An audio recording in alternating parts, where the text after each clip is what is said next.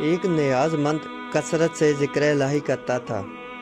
ایک دن شیطان نے اسے وسوسے میں مبتلا کر دیا کہ تو اللہ اللہ کرتا رہتا ہے کہ جب اللہ کی طرف سے لبیک کی آواز ایک بار بھی نہیں آئی۔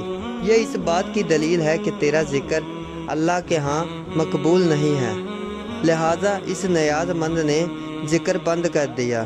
ایک رات حضرت خضر علیہ السلام خواب میں آئے اور اسے دریافت کیا کہ ذکر کیوں بند کر دیا۔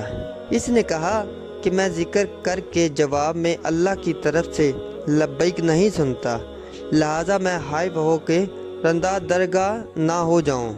حضرت خضر علیہ السلام نے فرمایا کہ مجھے اللہ تعالیٰ نے بھیجا ہے کہ تمہیں بتا دوں کہ تمہارا اللہ کے ذکر میں مشغول ہونا ہی اللہ کی طرف سے لبیک اور قبولیت کی دلیل ہے۔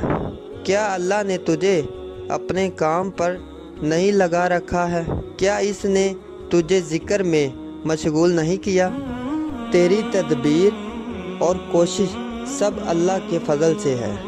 اللہ کے ذکر کا اجر خود اس ذکر میں پوشیدہ ہے۔